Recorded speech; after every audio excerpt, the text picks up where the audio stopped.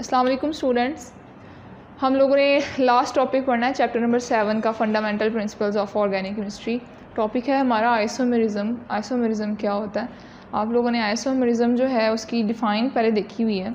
हमने यहाँ पे से थॉरोली पढ़ना है कि आइसोमेरिज्म एक्चुअल में क्या होता है।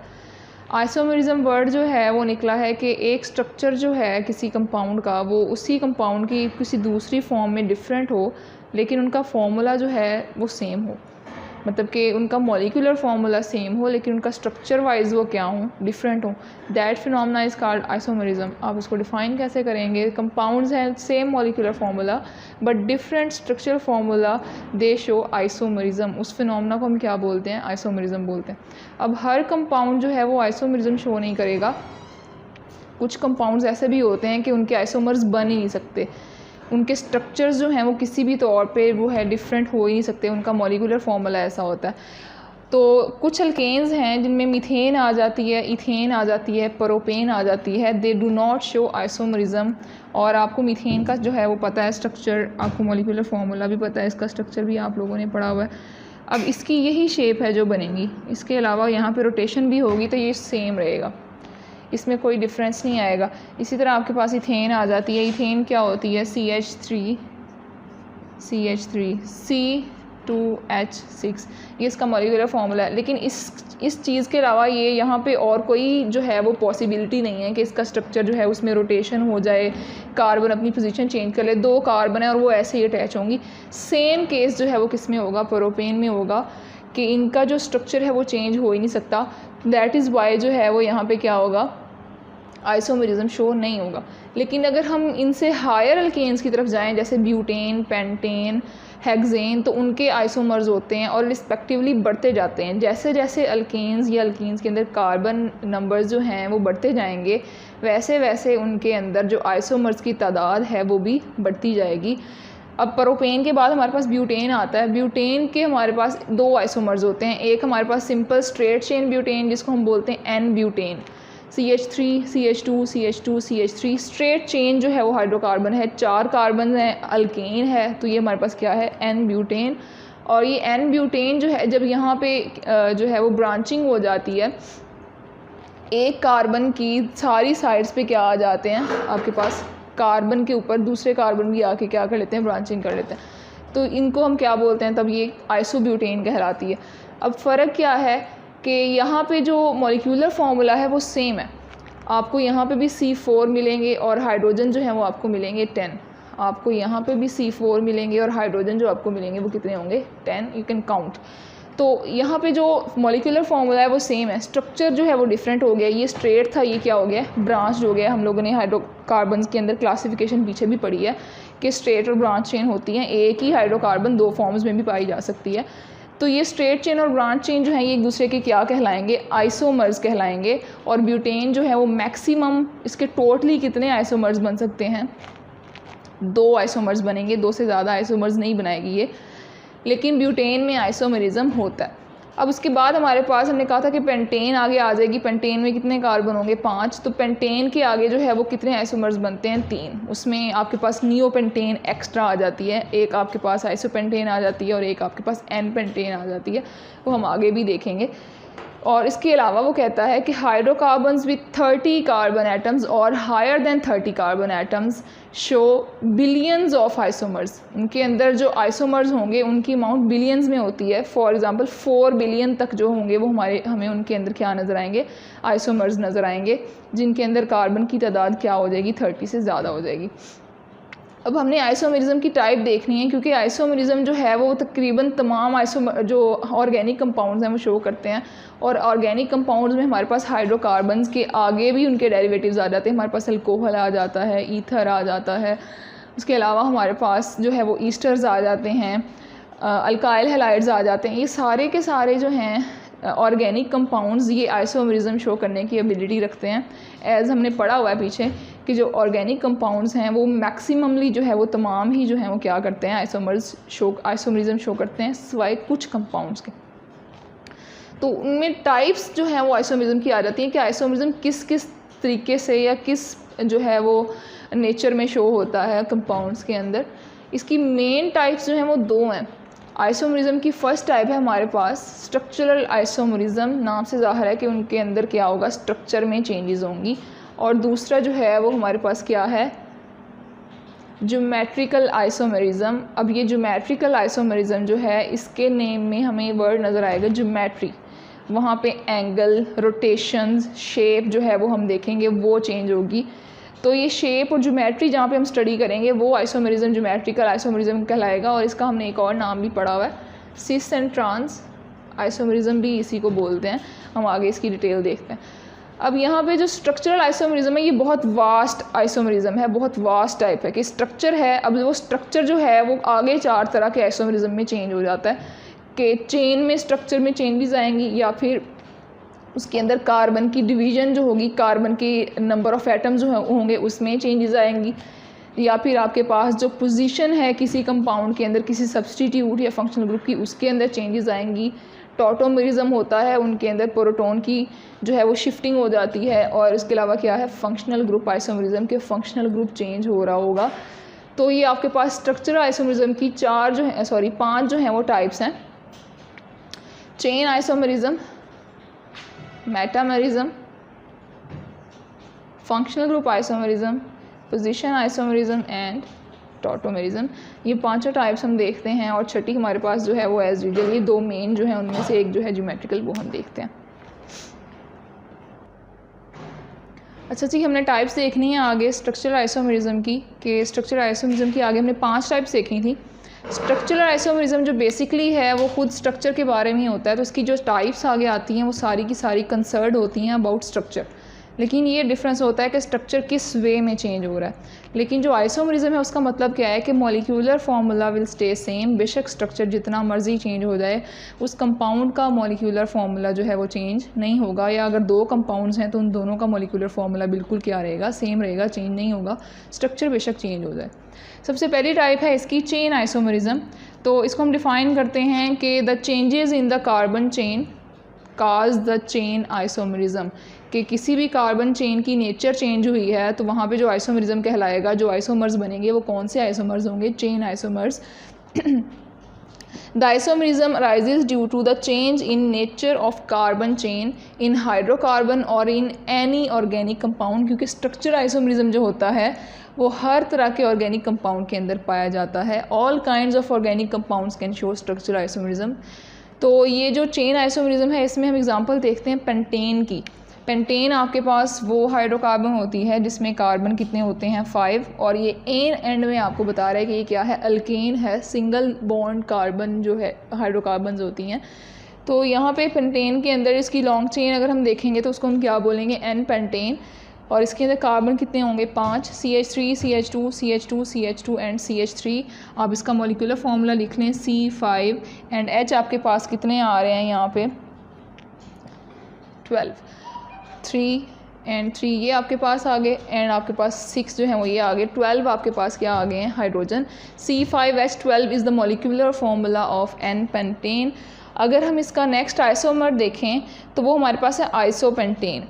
आइसो क्या यहाँ पे क्या हो गई है, ब्रांचिंग हो गई है, लेकिन स्टिल इसका मॉलिक्यूलर फार्मूला सेम रहेगा। आप इसको काउंट भी कर सकते हैं, 1 2 3 4 एंड 5 कार्बन्स हैं आपके पास। और यहाँ पे जो आपके पास हाइड्रोजन हैं वो कितनी हैं, 3 6 9 and 11 and 12, C5 and H12। Structure change हुआ है चेन का, चेन जो है उसकी नेचर चेंज हुई है। ये स्ट्रेट चेन थी, ये ब्रांच चेन थी, ये टोटल ब्रांचिंग है इसके ऊपर। तो यहाँ पे जो स्ट्रक्चर में चेन में चेंजेस आई हैं उसकी वजह से मॉलिक्यूलर फार्मूला के ऊपर बिल्कुल भी कोई असर नहीं हुआ, मॉलिक्यूलर फार्मूला स्टिल क्या है, सेम है। तो ये आपके पास क्या है, चेन आइसोमरिज्म। थर्ड एग्जांपल भी देख लेते हैं कि पेंटेन का थर्ड आइसोमरिज्म जो है वो कैसा होता है। इसको हम बोलते हैं नियो पेंटेन, जिसमें एक ही कार्बन के ऊपर सारी की सारी क्या हुई हो, ब्रांचिंग हुई हो। और ये जो नियो पेंटेन है इसका भी मॉलिक्यूलर फार्मूला जो है वो क्या होगा, एक कार्बन है उसके ऊपर 4 CH3 लगे हुए हैं। आपके पास यहाँ पे भी मॉलिक्यूलर फार्मूला C5 आ रहे हैं और हाइड्रोजन यहाँ पे भी कितने आएंगे, 12। तो तीनों आइसोमर्स का मॉलिक्यूलर फार्मूला सेम है, लेकिन इनका जो स्ट्रक्चर है वो क्या है, चेन जो है वो क्या है, डिफरेंट है एक दूसरे से। तो ये आइसोमर्स क्या कहलाएंगे, एक दूसरे के चेन आइसोमर्स कहलाएंगे, और इस आइसोमेरिज्म को हम बोलेंगे चेन आइसोमेरिज्म।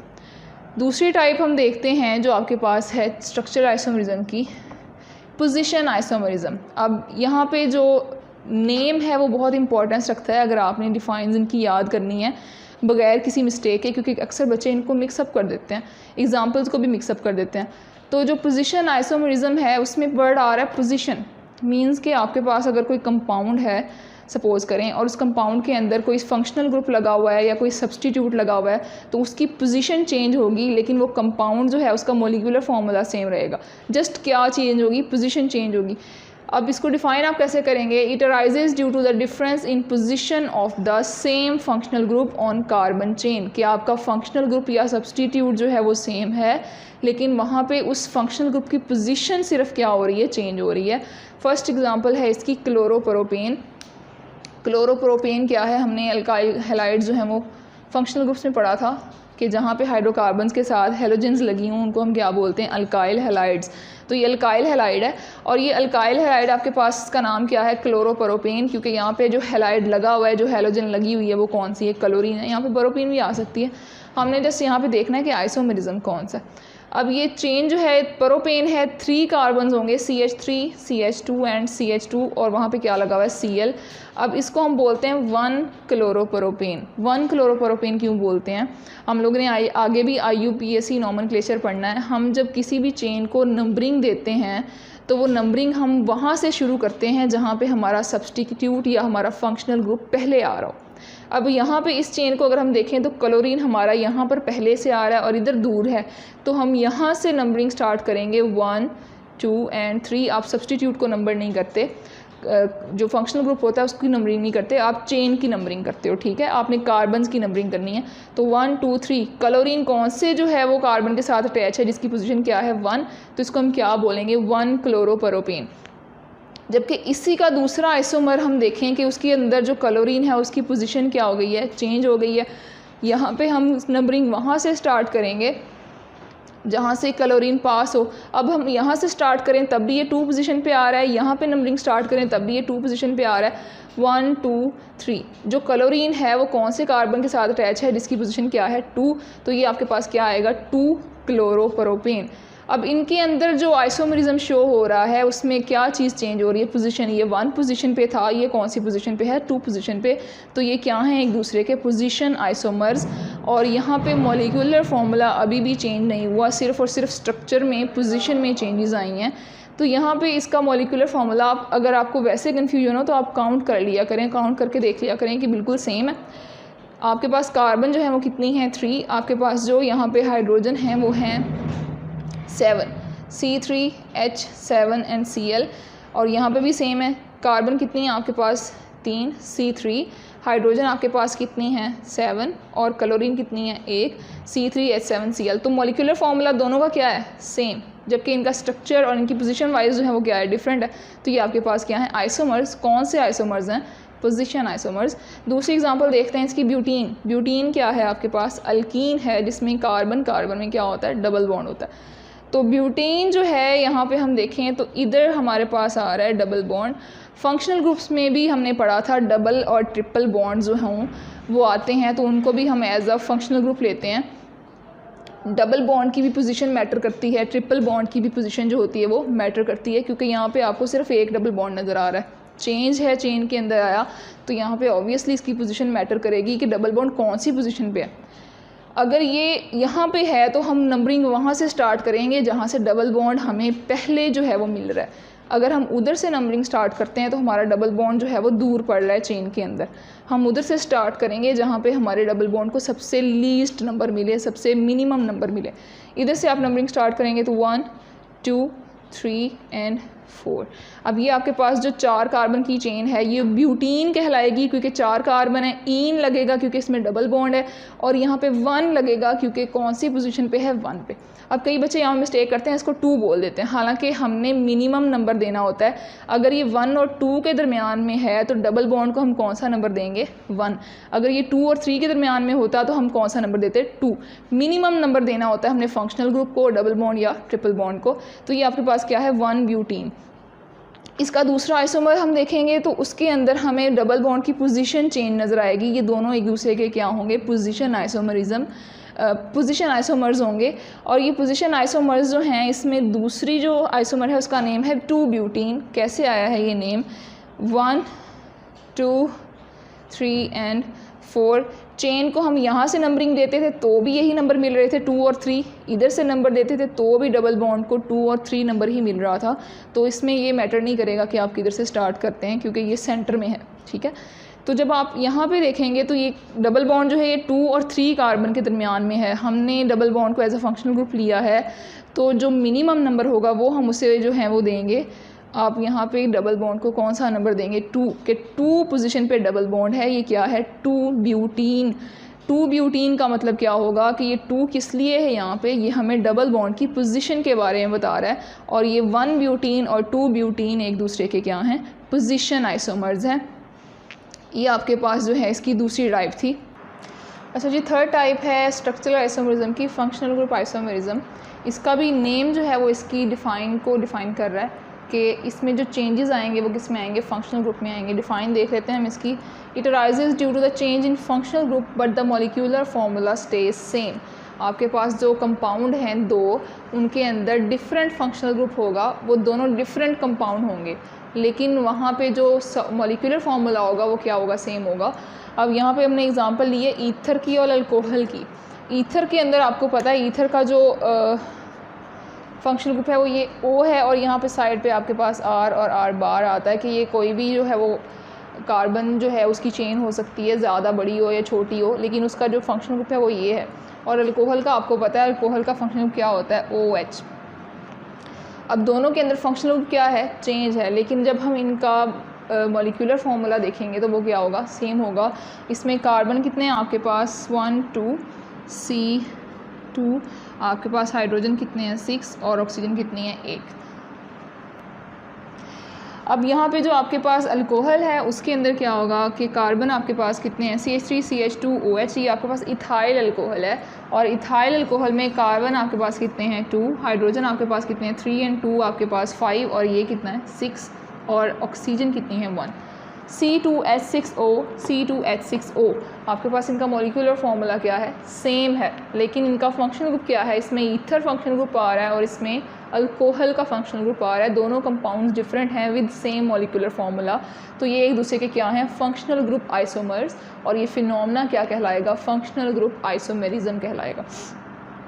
अब ये जो ईथर है इसका नेम जब आपने लिखना है एग्जाम्पल में, आपने कंपाउंड्स जो लिखने हैं उनके आपको नेम आने चाहिए। आपको फंक्शनल ग्रुप को देख के पहचान लेना चाहिए कि ये ईथर है, इसमें सेंटर में O आ रहा है जो 2 कार्बन चेन्स को जोड़ेगा।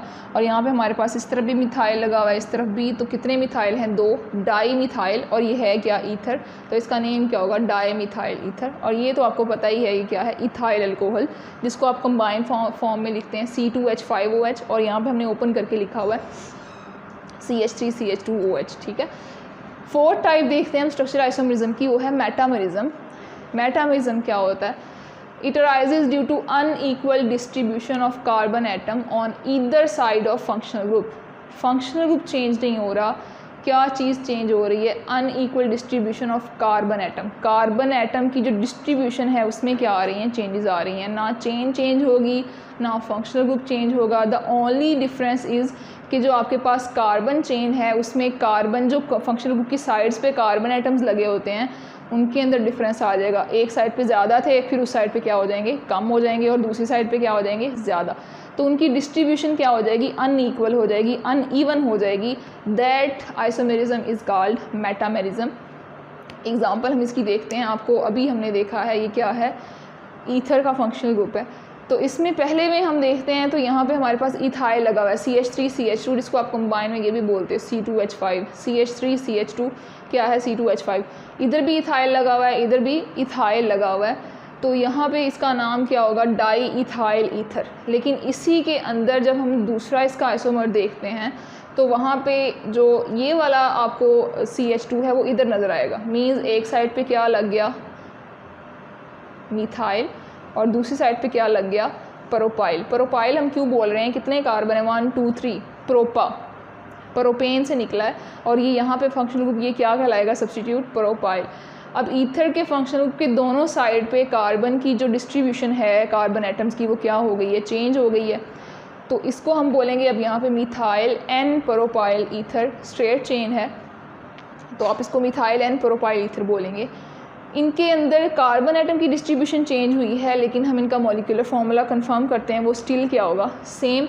आपके पास यहाँ पे जो कार्बन है वो कितने हैं, 4। आपके पास जो यहाँ पे हाइड्रोजन आ रहे हैं वो आ रहे हैं 10, C4H10 एंड 1 ऑक्सीजन। इसके अंदर देख लें वही कार्बन है, उतने ही क्या है हाइड्रोजन है और उतने ही क्या है ऑक्सीजन है, C4H10O।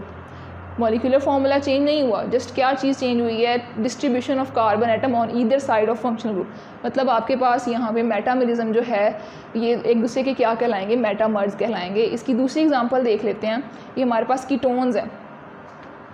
अब कीटोन्स के अंदर ये वाला हमारा क्या है, ketone carbonyl functional group, C double bond O जो होता है उसकी एक साइड पे R है और दूसरी साइड पे भी R क्या होता है, कार्बन एटम्स, कार्बन के जो सब्सटीट्यूट्स होते हैं, जो फंक्शनल ग्रुप्स होते हैं। तो यहाँ पे आपके पास जो कार्बन की इस साइड पे लगे हैं वो भी क्या हैं, C2H5 भी बोलेंगे ना हम इनको, CH3 CH2 को कंबाइन फॉर्म में हम क्या बोलते हैं, C2H5, और इसका नाम क्या होता है, इथाइल।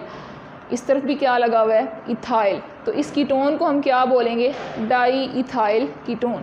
जबकि दूसरा जो कीटोन हमारे पास आ जाता है उसमें सेम जैसे ऊपर हुआ था कि जो कार्बन एटम्स हैं वो क्या हो गए हैं, चेंज हो गए हैं। पहले इस साइड पे थे 2 थे और इस साइड पे भी कितने थे, 2 थे, लेकिन अब यहाँ पे एक साइड पे मिथाइल है और दूसरी साइड पे क्या लगा हुआ है हमारे पास, प्रोपाइल। कैसे, CH3 CH2 CH2 ये प्रोपाइल है और ये अकेला CH3 हमारे पास क्या है, मिथाइल है। सेंटर में हमारे पास क्या आ रहा है, कार्बोनाइल फंक्शनल ग्रुप, कीटोन का फंक्शनल ग्रुप। इसका नाम क्या होगा, मिथाइल एंड प्रोपाइल कीटोन। और इसकी जो हमारे पास कार्बन की डिस्ट्रीब्यूशन जो है वो इसमें चेंज हो गई है, ये एक दूसरे के क्या कहलाएंगे, मेटामर्स कहलाएंगे। जबकि आप काउंट करके जब देखेंगे तो इनका भी मॉलिक्यूलर फार्मूला क्या होगा, सेम होगा। आइसोमेरिज्म की लास्ट टाइप जो है वो है टॉटोमेरिज्म। टॉटोमेरिज्म क्या होता है कि it arises due to the shifting of proton from one atom to other in the molecule, के एक ही मॉलिक्यूल के अंदर जो प्रोटॉन होता है, हाइड्रोजन एटम जिसको हम बोलते हैं, वो हाइड्रोजन एटम एक ही मॉलिक्यूल में एक एटम से दूसरे एटम की तरफ ट्रांसफ़र हो जाएगा, शिफ्ट हो जाएगा, तो उसको हम क्या बोलते हैं, टॉटोमेरिज्म बोलते हैं। और इसकी एग्जांपल हम देखते हैं। फॉर एग्जांपल हमारे पास एक अमाइनो एसिड है जो हमारी प्रोटीन्स बनाते हैं मिलके। वो एक अमाइनो एसिड जो है हमें पता है उसके अंदर एक अमाइनो ग्रुप होता है और एक हमारे पास कार्बोक्सिलिक एसिड ग्रुप होता है, इसलिए हम उसको अमाइनो एसिड बोलते हैं। तो ये जो अमाइनो जो है और ये कार्बोक्सिल जो है, इसमें हमें पता है कि जो एसिडिक है वो ये वाला है, COOH, कार्बोक्सिलिक एसिड का फंक्शनल ग्रुप, और ये हमारे पास क्या है, NH2। तो जो NH2 है वो एक्ट करता है एज अ बेस। इसकी नेचर हमें पता है कि ये जो है प्रोटॉन को एक्सेप्ट करती है। और जो COOH है वो एक एसिड है। एसिड क्या करते हैं, एसिड की नेचर क्या होती है, acids donate proton and bases accept proton. तो यहाँ पे वही फिनोमेना होता है कि ये जो एसिडिक है, यहाँ से ये प्रोटॉन जो है ये शिफ्ट कर जाएगा बेस की तरफ, ये बेस इससे प्रोटॉन ले लेगी। और इस रिएक्शन के नतीजे में आपने यहाँ पे जो एरो लगाना है वो रिवर्सिबल एरो जो आप यूज़ करते हैं, 2 हेडेड एरो, वो यूज़ करना है।